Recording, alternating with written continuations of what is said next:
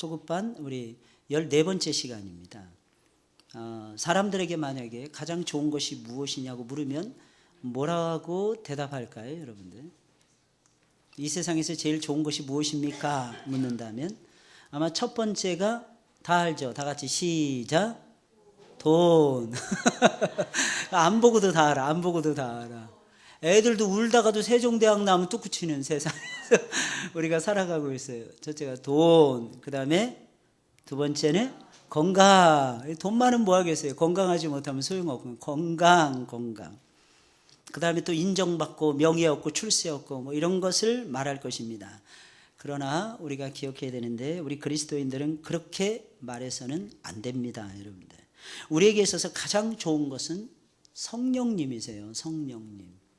여러분, 이 성령을 구하시기를 주의 이름으로 축원을 드립니다. 이유가 무엇입니까? 성령을 통해서 여러분들이 만들어졌어요. 여러분, 성령을 통해서 여러분 생명 얻었잖아요. 그죠? 여러분, 거듭났죠. 거듭나셨어요. 물과 성령으로 거듭나지 않으면 하나님 나라에 들어갈 수 없다 그랬어요. 사랑하는 여러분, 우리는 이 세상과 아무리 많이 충족이 되어져도 여러분들의 마음에는 만족이 없을 겁니다. 아까 우리 모세 남전도에 나오셔서 간증한다 그러면서 204장인가요? 특송을 했어요.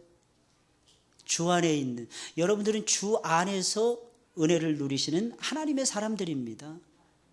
뭐 때문에 즐거워요? 예수로 나의 구주 삼았기 때문에, 성령과 피로써 거듭났기 때문입니다. 그래서 저와 여러분들에게는 이 세상에서 없어질 것들에 대한 것을 통해서는 충족이 안 돼요. 여러분들은 하늘에 신령한 것을 받으셔야만 됩니다. 예수님은 성령을 통해서 우리에게 생명을 주세요. 성령으로 모든 것을 알게 됩니다. 어떻게 알게 되는? 성령을 통해서 알게 되는 거예요. 그리고 모든 것을 소유하게 됩니다. 성령을 통해서. 여러분들이 어떤 문제를 만나든지 이겨낼 수 있는, 그리고 승리할 수 있는 지혜와 능력을 성령께서 주십니다. 여러분들의 성품도 성령께서 조절하고 계세요. 그래서 예수님께서는 우리들에게 가장 좋은 것이 성령이라고 가르쳐 주신 것입니다.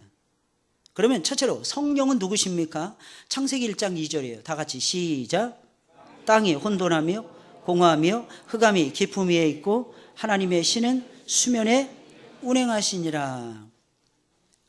천지를 창조할 때에 성령께서 함께하고 계셨어요. 그 성령께서 수면 위에, 그 수면이라는 것은 말이 수면이지 흙이 섞여져 있는 수면이었어요. 땅도 아니고 물도 아니었어요. 근데 거기에 하나님의 신이 운행하고 있었어요. 원래 이 운행한다, 이 단어는 무슨 뜻이냐면 새가 날개를 펴서, 날개를 쫙 펴서 자녀들을 안고 있는 것을 얘기하는 거예요. 자기 새끼들을 안고 있는 모습을 얘기하는 거예요. 그럼 하나님의 신이 수면에 운행했다, 이 무슨 말이겠어요? 이 지구의 수면, 이 지구의 표면을 하나님의 성령께서 안고 계시는 것을 연상해 올 수가 있는 거예요. 그러니까 저와 여러분들의 가운데 성령께서 운행하신다, 무엇을 의미할까요? 성령께서 여러분들을 안고 계시는 거예요. 사랑하는 여러분들, 믿으시길 주의 이름으로 축원을 드립니다. 성령은 모든 창조물을 안고 계세요. 그리고 모든 창조물을 이끌어가고 계십니다. 그게 성령의 역사예요. 두 번째, 마태복음 12장 시작. 그러나 내가 하나님의 성령을 힘입어 귀신을 쫓아내는 것이면 하나님의 나라가 이미 너희에게 임하였느니라. 하나님의 나라는 하나님의 성령의 역사를 통해서 이루어집니다. 근데 지금은 이 지구를 공중권세 잡은 자들이 집권인 척하면서 사람들에게 뻐기고 있어요. 근데 이게 마귀의 것이 아니고 사단의 것이 아니고 귀신들의 것이 아닙니다. 이것은 성령의 것이에요. 성령의 소유된 것들입니다. 그러니까 성령께서 이것을 다 쫓아내는 거예요. 악한 원수들을 쫓아내는 거예요. 귀신들을 쫓아내는 거예요. 여러분들의 마음속에 하나님 기뻐하시는 생각을 하죠? 할 때가 있잖아요, 여러분. 늘 안 하십니까? 하나님이 기뻐하시는 생각을 하시죠? 사랑하는 여러분, 그게 어떻게 된 것입니까? 여러분들 속에 귀신의 역사가 있는데 하나님께서 귀신을 몰아내는 거예요. 그리고 하나님이 기뻐하시는 성령의 생각을 갖다가 집어넣어 주시는 거예요. 여러분들, 그래서 여러분들이 선하고 의로운 생각을 가지게 되는 것입니다. 그러니까 여러분들 스스로 그걸 창조해내는 것이 아닙니다. 하나님이 주셔야 돼요. 믿으시기를 주의 이름으로 축원을 드립니다. 갈라디아서 4장 6절이에요. 다 같이 시작. 너희가 아들인 거로 하나님이 그 아들의 영을 우리 마음 가운데 보내사 아바 아버지라 부르게 하셨느니라. 성령을 얻은 아들의 영이라 그랬어요. 아들의 영. 여기서 말하는 아들이라는 것은 뭘 얘기할까요? 예수 그리스도 아들을 얘기하시는 그 아들이라고 되어 있기 때문입니다. 대명사, 정관사가 들어가 있어요. 그 아들의 영을 우리 마음 가운데 보내주셨어요. 하나님이. 그래서 여러분들 어떻게 하십니까? 하나님을 향해서 아바, 아버지라고 부르게 되는 거예요. 어떤 결정적인 순간에 좀 어려움이 있어요. 또 어떤 때는 좋은 일이 있어요. 여러분 그때 여러분들의 머릿속에 하나님 아버지가 생각이 나셔야 됩니다. 그러면 하나님 감사해요. 하나님 고맙습니다. 하나님 나를 붙들어 주세요. 기도가 저절로 나오는 거죠. 하나님 아버지가 연상이 안 되는데 무슨 기도가 나오겠어요? 어떻게 하나님의 손에 맡기겠어요? 여러분 하나님 앞에 다윗은 정직하게 행했다 그랬어요. 그럼 다윗이 하나님 앞에 정직하게 행했다는 말이 무슨 말이겠어요? 여러분들 거짓말을 잃지 않았다는 뜻입니까? 그게 아니에요. 하나님을 철두철미하게 의지하고 하나님께 자신의 모든 것을 영적인 거, 육신의 거, 환경적인 거, 외국과의 문제, 내국적인 문제 모든 것을 아버지께 맡겼다는 의미가 그 속에는 담겨져 있습니다. 사랑하는 여러분들, 예수님께 하나님께 모든 것을 맡기시는 여러분들이 되시길 주의 이름으로 축원을 드립니다. 맡기고 싶어요. 그런데 하나님이 생각이 안 나요, 여러분들. 근데 성령이 역사하시면 하나님이 생각나요. 할렐루야. 하나님이 생각나시는 여러분들이 되시길 주의 이름으로 축원을 드립니다. 요한복음 14장이에요. 우리 다 같이 읽어볼까요? 시작.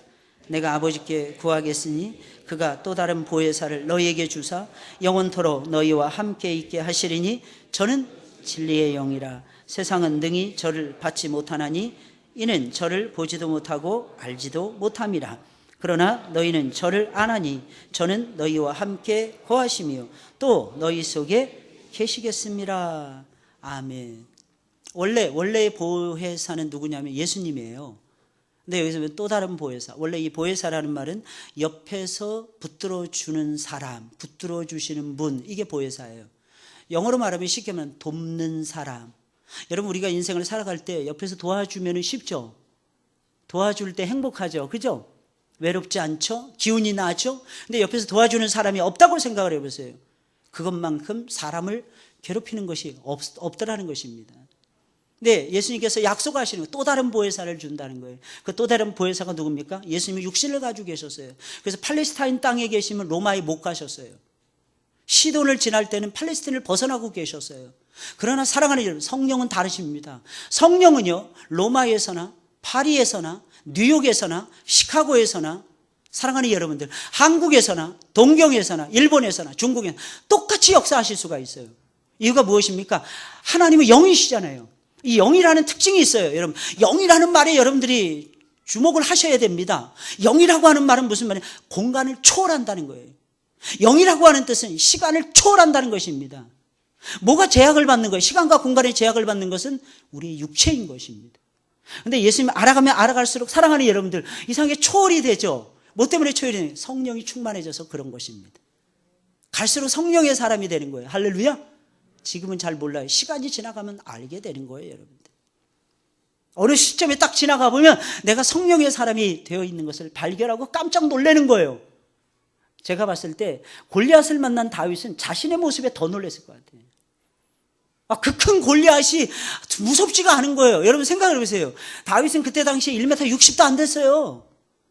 근데 골리앗의 키는 3m였습니다. 여러분 이 몸의 체중이 몇 배 차이 났을까? 제가 봤을 때 모르긴 몰라도 한 대여섯 배는 차이가 났을 거예요. 골리앗이, 여러분 잘 보세요. 골리앗이 이 딱밤 한 대 딱 때리면 다윗 죽을 수 있었어요. 보세요, 여러분들. 이 손이 장난이 아니라니까요. 제가 뉴질랜드에서 친구 한 사람이 있었는데 2m 안 됐습니다. 근데 이 사람이 이 몸이, 얼굴이 무지하게 커요. 저희 한 4배 됩니다. 손을 딱 하는데 제 얼굴을 가리고도 남어. 손이 그렇게 커요. 이 사람이 파켄세이브에서 커다란 슈퍼마켓에서 이 사람이 일을 하는데 저를 보면 그렇게 좋아하는 거예요. 반갑게 하이 브라더 막 이럽니다. 저보다 한 10살인가 이렇게 많았어요. 제가 자기 형제라는 거예요. 그래서 막 좋아하고 그랬는데 이분이 하시는 일이 뭐냐면은 파켄세이브 위에 이런 데 보면 슈퍼마켓 위에 보면은 무거운 박스 같은 거 진열하는 게 있어요. 그리고 그 밑에다가 하나하나씩 낱개로 진열하게 됩니다. 근데 이 사람은 그 박스를 막 20kg, 30kg짜리 되는 거예요. 한 손을 들어서 던져요. 할렐루야? 나 기절할 뻔했어요. 야, 어쩌고 이렇게 힘이 장사인지. 한 손으로 그냥 집어 던져요. 그럼 위에서 더 큰 마오리가 또 기다려서 한 손으로 받아요. 야, 정말 대단하더라고요. 이걸 착착 맞춰서 일을 하는 그 정도였어요. 근데 그 사람이 2m가 안 됐어요. 그래서 사랑하는 여러분, 3m짜리는 이건 말로 할 수 없죠. 얼마나 무서웠겠어요, 여러분. 공포 그 자체. 그냥 보기만 해도 기가 질리는 거예요. 무서운 거예요. 두려움이 확 드는 거예요, 여러분들. 채용만이 보니까 갤럭시 탭인가? 그거 한번 들고 있는데 우리 일반적으로 조그만 휴대폰 들고 있는 거하고 똑같은 사이즈로 보이더라고. 채용만이가 뭐 2m 23인가? 이렇게밖에 안 돼요. 그러니 사랑하는 여러분들, 3m짜리 얼마나 무섭겠어요. 근데 다윗은요, 돌멩이 5개를 들고 그를 향해서 뛰어갑니다. 제가 보기엔 다윗은 그 골리앗보다 자기 자신에 대한 공포가 더 컸을 것 같아요.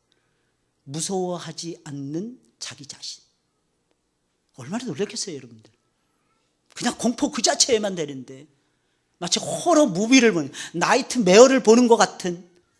그래서 이스라엘의 그 많은 장군들이 꼼짝을 못해요. 그 많은 장수들이 꼼짝을 못했어요, 골리앗 앞에서. 그렇게 100전 전부 다 딱 한 번 사울이 졌거든요. 사울왕이 전부 다 이겼어요, 블레셋 사람들 앞에서. 얘 앞에서는 꼼짝을 못하는, 얘 앞에서는 두려운 거예요, 골리앗 앞에서는. 근데 다윗은 두려워하지 않는 거예요. 사랑하는 여러분들, 이게 성령의 역사하심이에요. 어떤 때는 여러분들의 마음속에 두려움이 있을 것입니다. 근데 이상하게 아무리 큰일인데도 두렵지 않아요. 이유가 무엇일까를 생각해 보세요. 여러분들 속에 하나님이 계시면, 여러분들 속에 성령님이 역사하시면, 미래에 대한 두려움, 자녀에 대한 두려움, 자녀의 미래에 대한 두려움, 사랑하는 여러분들, 이게 사라져 가는 것을 보게 돼요. 정말 놀랍죠. 여러분, 이 말씀들을 살펴보게 되면 성령이 다양한 이름으로 불려지고 있어요. 뭐 창조의 영, 통치의 신, 진리의 영, 아들의 영. 그러나 기억하셔야 돼요. 성령께서 여러 종류가 있다는 것을 의미하는 것이 아니라 성령의 사역이 다채롭다는 것입니다. 한번 따라서 해볼까요? 성령의 사역은 다양하다. 성령의 사역은 정말 다양합니다. 성령은 아버지 하나님과 성자 예수님과 함께 일하시는 거룩하신 하나님이세요. 신기한 건 세상은 성령을 모릅니다. 그런데 우리는 압니다. 누구를 통해서 만난 거예요? 예수님을 통해서 만나게 되는 거예요. 그러면 성령은 어떤 일을 하십니까? 크게 3가지 일을 해요. 첫째로 보세요. 성령은 죽은 심령을 다시 살려서 거듭나게 하십니다. 요한복음 3장의 말씀이에요. 다 같이 시작. 예수께서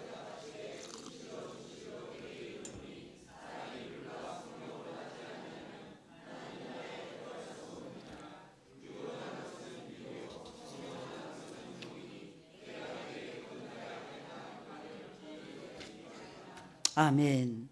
여러분, 사람이 물과 성령으로 거듭나지 아니하면 하나님 나라에 들어갈 수 없다 그랬어요. 이 말은 무슨 말이겠습니까? 물과 성령으로 거듭난다는 거예요. 여러분, 물은 무엇을 의미할까요? 뭐 한 2가지 정도로 압축해 볼 수가 있어요. 뭐 어떤 사람들은 뭐 3가지다, 4가지다 이렇게도 주장하는데, 첫째는 뭐냐면 세례입니다. 내가 죽고 내 안에서 그리스도가 살아나는 거예요. 그러니까 세례를 받아야 됩니다, 저와 여러분들이. 그리고 불세례를 받으셔야 됩니다. 그 불이 뭐예요? 성령도 2가지입니다. 불을 의미하는 것입니다. 또 한 가지, 물은 무엇을 의미할까요? 물은 성경에서 말씀을 의미할 때가 많아요. 그러니까 하나님 말씀으로 저와 여러분들이 거듭남의 체험을 하게 되는 것입니다. 말씀과 성령으로 저와 여러분들이 거듭나서 하나님 나라에 들어가게 된다는 것입니다. 거듭나기 전에 우리의 모습은 에베소서 2장 1절부터 3절이 묘사해 주고 있고, 거듭난 이후에 우리들의 모습은 로마서 8장과 고린도전서 12장이 묘사해 주고 있습니다. 에베소서 2장 1절부터 3절까지 우리 다 같이 읽어볼까요? 시작. 너희의 허물과 죄로 죽었던 너희를 살리셨도다. 그때 너희가 그 가운데서 행하여 이 세상 풍속을 좇고 공중의 권세 잡은 자를 따랐으니 곧 지금 불순종의 아들들 가운데서 역사하는 영이라. 전에는 우리도 그 가운데서 우리 육체의 욕심을 따라 지내며 육체와 마음에 원하는 것을 하여 다른 이들과 같이 본질상 진노의 자녀이었더니 라고 말씀을 해주고 있습니다. 여러분들 프린트물에 안 나와 있나 보죠? 그죠? 제가 빼놓은 것 같습니다.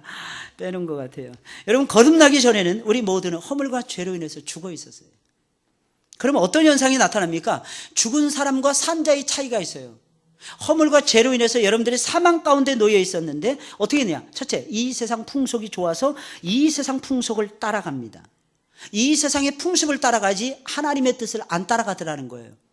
두 번째는 뭡니까? 공중권세 잡은 자를 따라갑니다. 하나님을 따라가야 되는데, 영을 따라가야 되는데 귀신들을 따라가는 거예요. 귀신들이 제시하는 것을 따라가는 거예요. 그리고 그때 우리는 육체의 욕심을 따라 행하게 됩니다. 성령의 소욕을 따라가야 되는데 내 육체의 소욕을 따라서 행하게 되는 것입니다. 여러분, 이것이 허물과 죄로 인해서 죽은 사람들의 특징이라는 것입니다. 그렇다면 여러분, 반대는 어떻게 될까요? 여러분들, 이러니까 하나님의 진노를 받을 수밖에 없는 것입니다.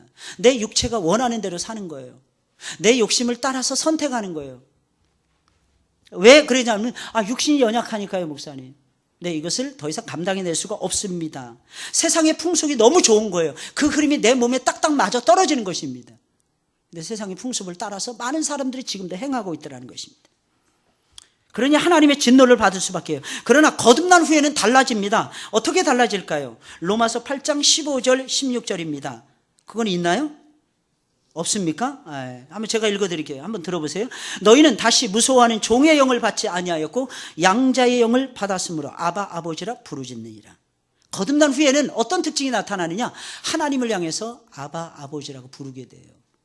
근데 그 전에는 하나님을 향해서 아버지라고 부를 수 없습니다. 그것은 무서워하는 종의 영을 받지 아니하고 양자의 영을 받았기 때문입니다. 내가 하나님의 양자가 된 거예요. 저와 여러분들이 부르심을 받죠. 중생 체험하죠. 회개하죠. 믿음을 갖죠. 그러면 여러분들은 하나님의 양자들이 됩니다. 하나님의 아들들이 되는 거예요. 사랑하는 여러분, 친아들이라도 내 호적에 들어가지 못하면 그 사람은 재산 상속받을 수 없어요. 그런데 양자는 피가 섞이지 않은 거예요.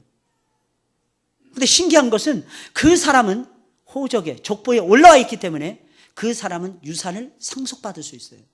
우리도 마찬가지입니다. 우리에게 양자의 영이 부어진 거예요. 그래서 하나님의 양자들이 됐어요. 원래 하나님의 아들은 예수 그리스도 한 분뿐인데 하나님께서 여러분들을 하나님의 아들로 입적해 주신 거예요.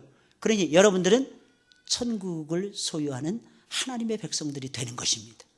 할렐루야. 그게 아버지라고 부르짖는 뜻이에요. 성령께서 친히 우리 영과 함께 우리가 하나님의 자녀인 것을 계속해서 증거해 주십니다. 내가 하나님의 자녀인지 잘 모르겠어. 그냥 가만히 계세요, 여러분들. 그러면 성령께서 가르쳐주면 알게 됩니다. 내가 막 부인하고 싶어져. 그런데 성령께서 계속해서 가르쳐 주시는 거야. 나중에 어떻게 부인할 수 없을 정도로 성령께서 강력하게 역사해 주십니다. 그래, 여러분들이 하나님 아버지라 부른다는 거, 이게 엄청난 사건이에요.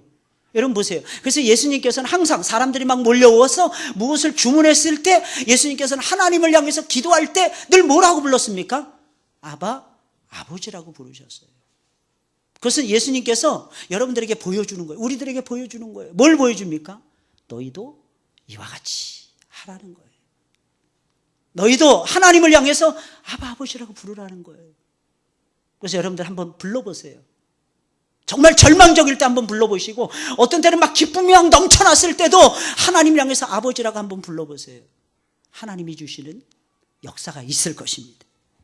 성령이 친히 우리 영으로 더불어 우리가 하나님의 자녀인 것을 증거하시나니 그랬어요. 증거해 주시는 거예요. 이게 부인이 안 되는 거예요. 막 믿어라 이런다고 해서 믿어지는 것이 아니라 믿어지기 때문에 믿는 것입니다.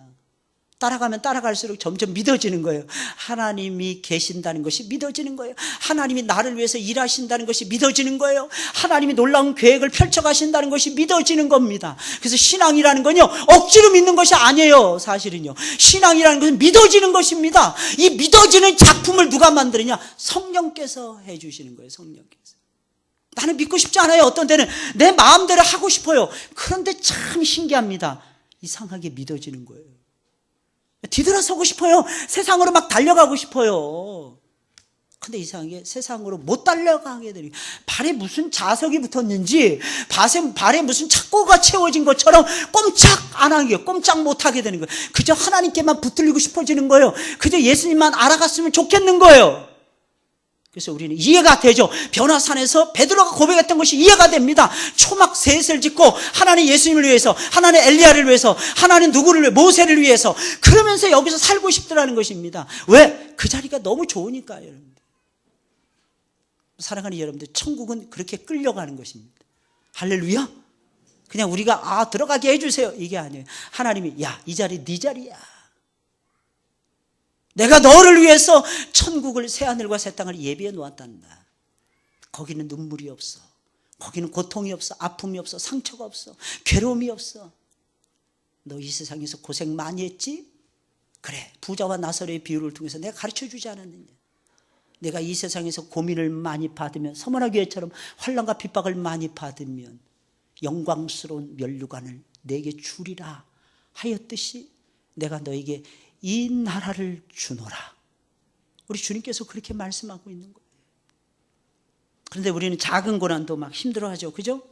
고린도전서 12장 3절, 우리가 잘 아는 내용이에요. 그러므로 내가 너희에게 알게 하노니 하나님의 영으로 말하는 자는 누구든지 예수를 저주할 자라 하지 않고, 또 성령으로 아니하고는 누구든지 예수를 주시라 할 수 없느니라.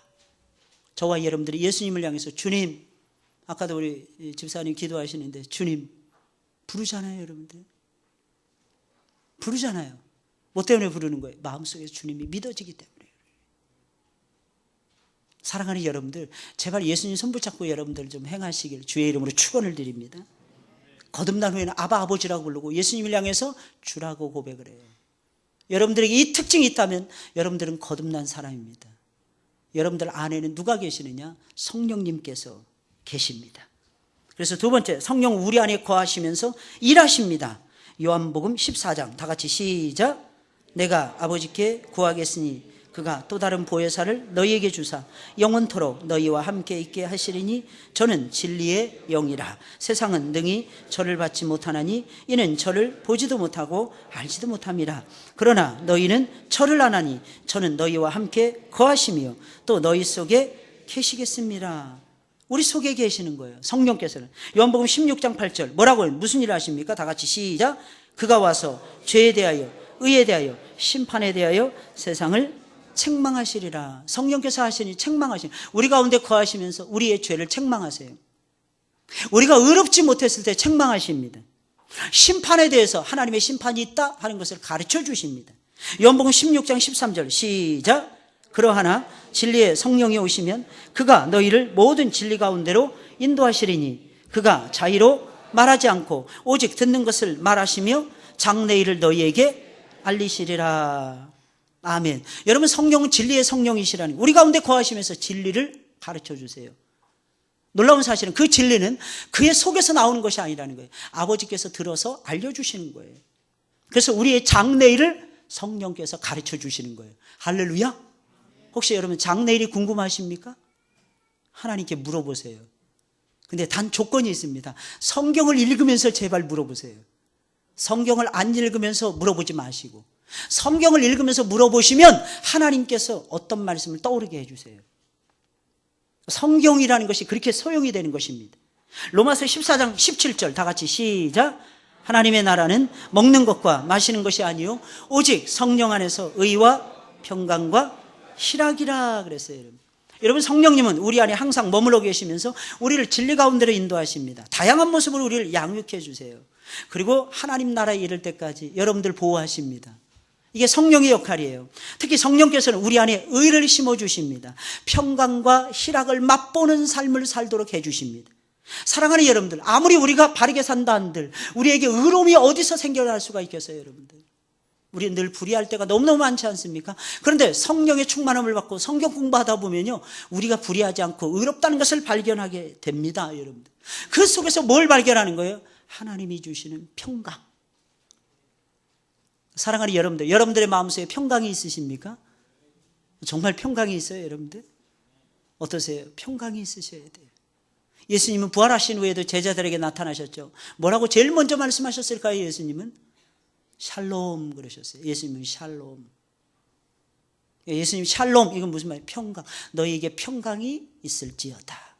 이게 예수님이 하신 첫 번째예요. 하나님이 여러분들 사랑하세요. 그래서 여러분들의 영혼에 평강을 주시기를 원하세요. 할렐루야. 예수 안에 평강이 있어요. 할렐루야. 예수 밖에는 평강이 없습니다. 이상하게 두려운 일이 많이 생기는데도 예수님 안에 있으면 두렵지 않아요.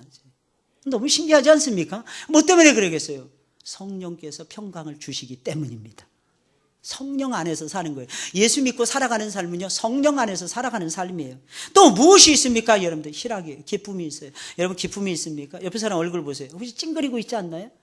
찡그런 얼굴은 보기 싫어요. 참 이상합니다. 그죠? 옆에 좀 웃는 얼굴 좀 가지세요. 웃는 얼굴 좀 웃어보세요. 옆에 사람 보면서 선물 주세요. 최고의 선물은 웃는 얼굴.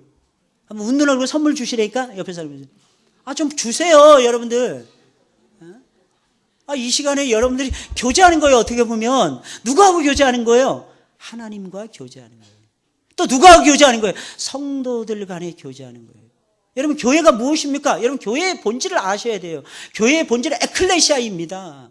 에클레시아는 이 건물도 아니에요, 여러분들. 교회 조직도 아닙니다, 여러분들. 에클레시아는 뭘까요? 부름받은 하나님의 사람들의 거룩한 모임, 이것을 가리켜서 에클레시아라고 이야기를 합니다. 다른 말로 하면 거룩한 총회예요. 장자들의 총회입니다. 하나님은 장자들을 자신의 것으로 삼으셨어요. 이 세상에 존재하는 모든 초태생을 하나님의 것으로 삼아주셨다니까요. 그 장자들의 거룩한 총회를 가리켜서 성경은 말하기를 교회라고 부르는 것입니다. 그 교회는요, 하나님의 기쁨이 충만해야 돼요. 할렐루야. 모일 때마다 좋으셔야 돼요. 모일 때마다. 아까 그 찬양 베드로 남자인데 한 1000번을 불러도 기뻐해야 됩니다. 1000번을 불러 똑같은 거. 지겹다고 여러분들 시간 많이 간다고. 아니에요, 여러분들. 여러분들의 영혼이 지금 식상해 있는 것입니다. 상할 대로 상해 있으니까 찬송을 몰라보는 거예요. 찬송을 몰라보는 거예요. 찬송을 불러보세요, 여러분들. 물론 한참 부르다 보면 화도 납니다. 제가 한번 해봤어요. 한 밤 12시가 넘어가니까 화가 나더만 진짜. 한 7시부터 예배가 시작되는데 12시에도 안 끝나는 거예요. 그런 예배 들어보셨습니까, 여러분들? 한 새벽 2시 돼. 게다가 12시에 힘도 없는데 손 들고 찬양하래. 미쳐 죽는 줄 알았어요. 미쳐 죽는 줄 알았어요. 근데 1시 넘어가고 2시 넘어가니까요, 성령의 기쁨이 샘솟듯이 일어나더라고요. 그 인도하시는 목사님이 그렇게 멋져 보이시더라고요. 그때 알았어요. 하나님이 주시는 기쁨이라는 건 이런 것이구나, 이런 것이구나. 그래서 신앙은요, 체험하시는 거예요. 무슨 체험이에요? 하나님 임재의 체험을 하셔야 되는 거예요. 그분이 함께 하시면 기뻐요. 그래서 늘 노래, 기쁘도다 항상 기쁘도다 나 주께 왔사오니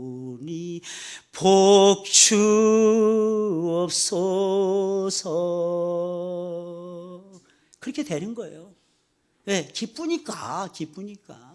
이걸 뭘로 설명이 안 되는 거죠. 그래서 성령이 충만하면 하나님이 우리 안에 계심을 의식해요. 우리 안에 하나님이 계시다는 게 막 보여져요. 진리를 깨닫게 돼요. 진리 안에서 못 사는 내 모습을 바라면서 막 울어요. 진리 안에서 살고 싶은 거룩한 욕심이 막 일어나요.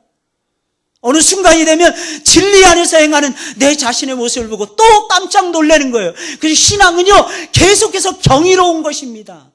하나님의 임재를 맛보면서 경이로운 거예요. 여러분, 하나님 말씀 들으면서 말씀의 경이로움을 체험하는 것입니다. 우리 안에서 행하시는 전능하신 하나님의 역사를 바라보면서 또 한 번 경이로움을 느끼는 것입니다. 이게 신앙이에요, 사랑하는 여러분들. 신앙은 죽은 것이 아닙니다. 신앙은 잠자는 것이 아닙니다. 신앙은 묵상하는 것이 아닙니다. 거기서 멈추는 것이 아니라는 것입니다. 신앙은 생동감이 있어요. 신앙은 우리를 살려줍니다. 신앙은 우리에게 생명을 줘요. 신앙은 저와 여러분들의 삶을 평안하게 만들어줍니다. 신앙은 하나님 안에서 즐거움을 가져다 주는 것입니다. 이 즐거움을 여러분들이 맛보셔야 되는 거예요. 세 번째로 성령은 다양한 은사를 부어주십니다.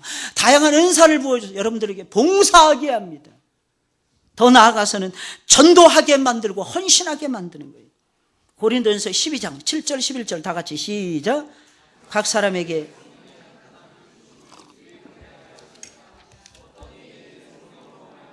지혜의 말씀을, 어떤 이에게는 같은 성령을 따라 지식의 말씀을, 다른 이에게는 같은 성령으로 믿음을, 어떤 이에게는 한 성령으로 병 고치는 은사를, 어떤 이에게는 능력 행함을, 어떤 이에게는 예언함을, 어떤 이에게는 영들 분별함을, 다른 이에게는 각종 방언 말함을, 어떤 이에게는 방언들 통역함을 주시나니 이 모든 일은 같은 한 성령이 행하사 그 뜻대로 각 사람에게 나누어 주시느니라. 아멘.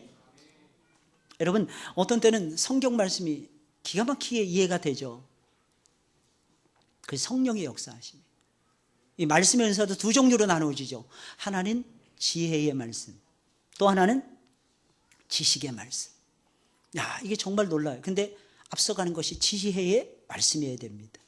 왜냐하면 지혜는 지식을 난도질해요. 지식을 분쇄합니다. 세상의 이론을 분쇄하고 하나님의 이론을 세워줍니다.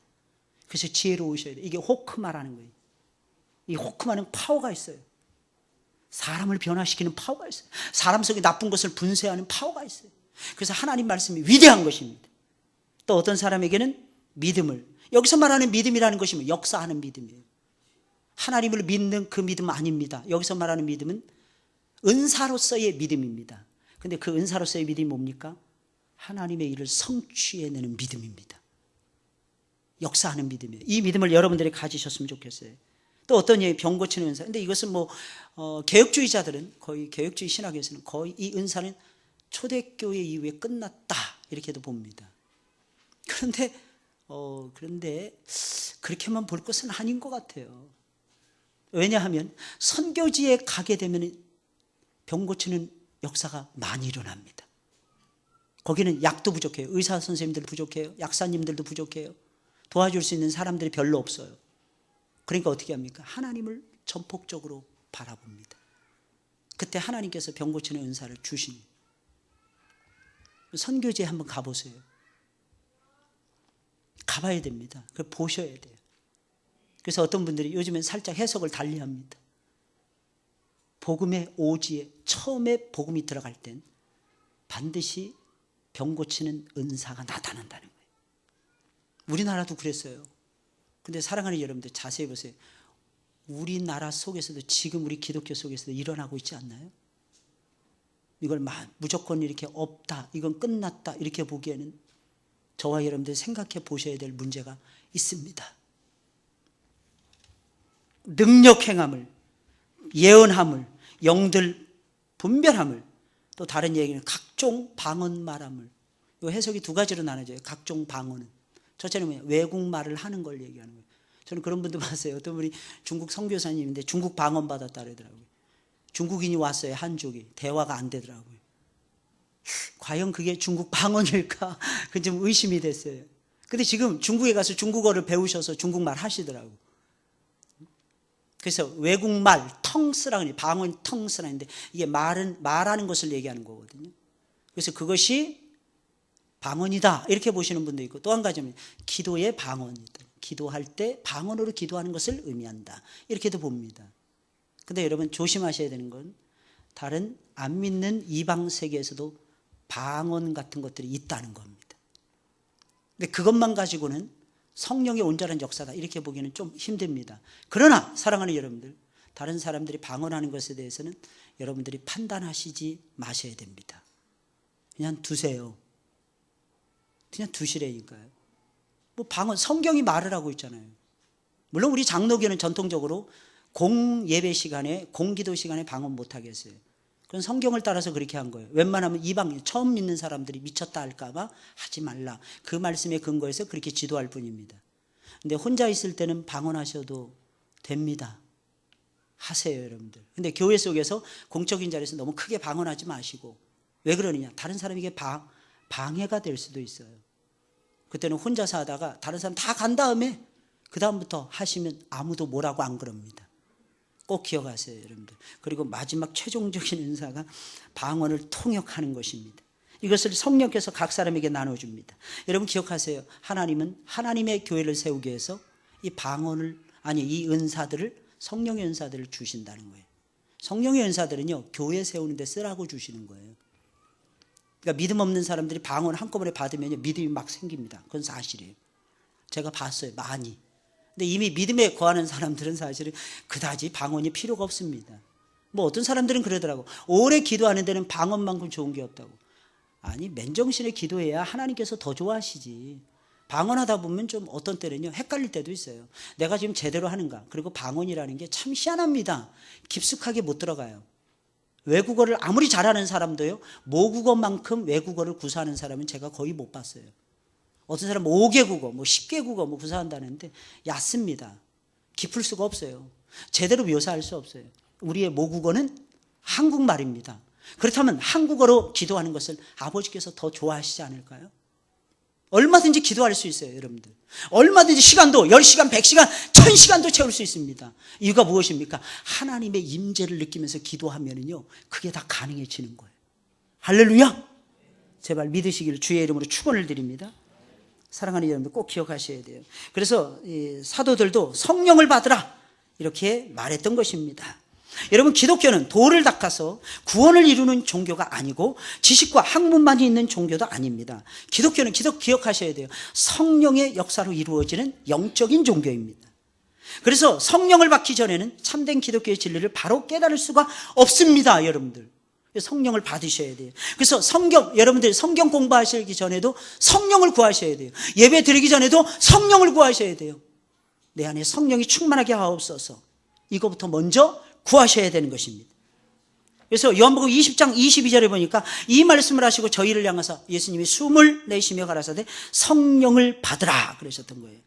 그러면 성령을 어떻게 해야 받을 수가 있습니까? 여러분들, 분명히 우리 기독교는 도를 닦아서 구원을 얻는 종교가 아니에요. 지식과 학문만을 연구하는 종교도 아닙니다. 성령으로 이루어지는 영적인 종교예요. 그러면 성령을 받기 전에는 참된 진리를 받을 수가 없다는 것입니다. 깨달을 수가 없다는 것입니다. 어떻게 해야 성령을 받습니까? 여러분들, 이것에 저와 여러분들이 집중하셔야 돼요. 첫째 무엇입니까? 기도에 힘쓰셔야 됩니다. 기도해야 성령 받아요. 할렐루야. 기도하면 성령께서 여러분들 안에 들어오신다니까요. 사도행전 1장 14절이에요. 다 같이 시작.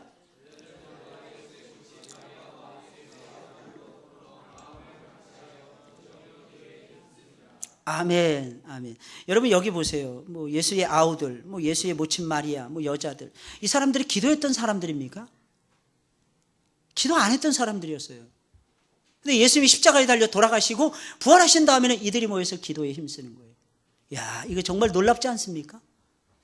전혀 기도에 힘썼어요. 이건 뭐냐? 오직 기도에만 힘썼다는 뜻이. 누가복음 11장 13절 아까 읽었죠. 너희가 악할지라도 좋은 것을 자식에게 줄 알거든 하물며 너희 천부께서 구하는 자에게 성령을 주시지 않겠느냐. 구하는 자에게 주신다는 거예요. 기도에 완전히 힘쓰던 그런 자들에게 하나님께서는 성령을 베풀어 주시는 거예요. 두 번째는 회개하는 자에게 하나님께서 성령을 주십니다. 회개하여 죄 사함을 받으라 그랬어요. 그리하면 성령을 선물로 주시리니 그랬어요. 여러분 회개하세요.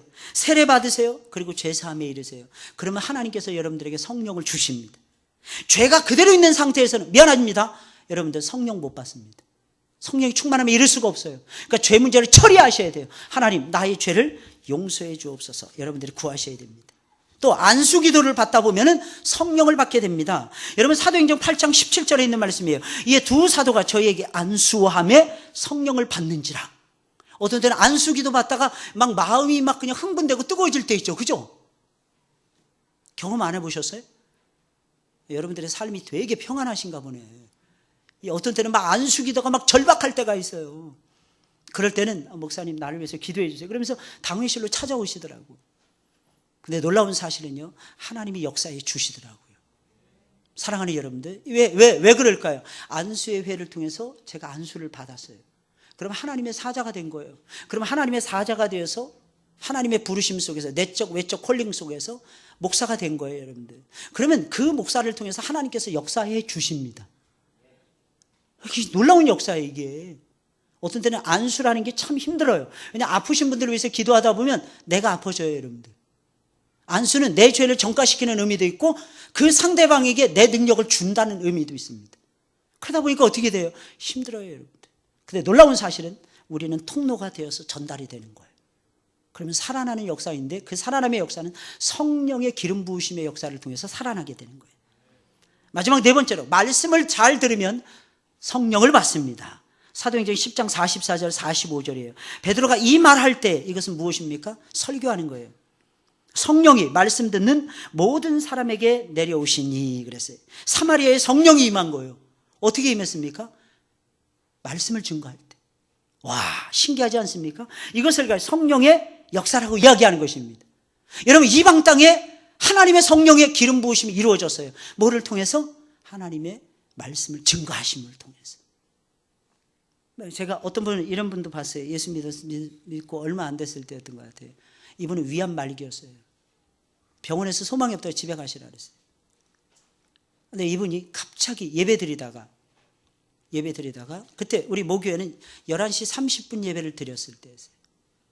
예배 드리다가 이분이 도저히 참을 수가 없어서 뛰쳐나가셨어요. 그래서 화장실에 갔는데 화장실에 막 이상한 것들이 막 쏟아져 나오는 곳이었어요. 나중에 보니까 병원 가서 진단해 보니까 암이 없어져 버렸어요. 그래서 그 권사님 자연 수명을 다 하시다가 하나님 품에 가셨습니다. 할렐루야? 정말 놀랍지 않아요? 정말 놀랍지 않나요? 저 깜짝 놀랐어요. 야, 예수 믿으면 이런 역사가 있구나. 이게 누가 하신 거예요? 성령께서. 뭐 할 때 하신 거예요? 아까 얘기했잖아요. 뭐 할 때 하신 거예요? 말씀 들을 때. 말씀 들을 때 성령께서 임재하시는 거예요. 말씀 들을 때 성령께서 초자연적으로 역사하시는 거예요. 그래서 여러분들에게 예배 시간에 졸지 말라고 하시는 거예요. 말씀을 잘 들을 때 여러분들의 영혼이 살아납니다. 그 육신이 건강해져요. 새로워져요. 삶이 올라가는 놀라운 역사가 벌어지는 거예요. 할렐루야! 이게 성령께서 하시는 작품이에요. 성령께서. 사랑하는 여러분, 특별히 여러분들이 잊지 말아야 될 것이 있어요. 두 가지입니다. 말씀과 기도. 이 두 가지 잊지 마세요. 성령께서 막 춤추면서 내려오세요. 할렐루야! 아주 강하게 역사하신, 강력하게. 언제? 말씀 들을 때. 언제? 여러분들이 하나님 앞에 기도에 전심전력할 때. 바람같이 불같이 불의 혀같이 갈라지는 것처럼 임재했잖아요. 예수님이 세례받고 올라오실 때 하늘이 열리고 음성이 들리면서 성령이 비둘기같이 내려왔는데 전설에 의하면 성령이 눈에 보이도록 비둘기처럼 임재했다 그랬어요. 그럴 때가 있어요, 여러분들. 그 기폭제는 회개였습니다, 사실은. 세상 죄를 지고 가실 때였어요, 예수님께서. 사랑하는 여러분들, 우리 하나님의 역사를 좀 기대하시자고요. 특별히 성령의 역사를 좀 기대하시자고요. 내가 가지고 있는 역량이, 예를 들겠어요. 한 100이라면 성령의 역량은 어느 정도 될까요? 와, 이건 어떻게 표현이 안 돼요. 내가 가지고 있는, 쉽게 말하면 이거예요. 내가 가지고 있는 돈이 1000만 원이라고 칩시다. 하나님이 가지고 있는 것은 얼마나 될까요? 그거하고 똑같아요, 여러분들. 이해하시겠죠?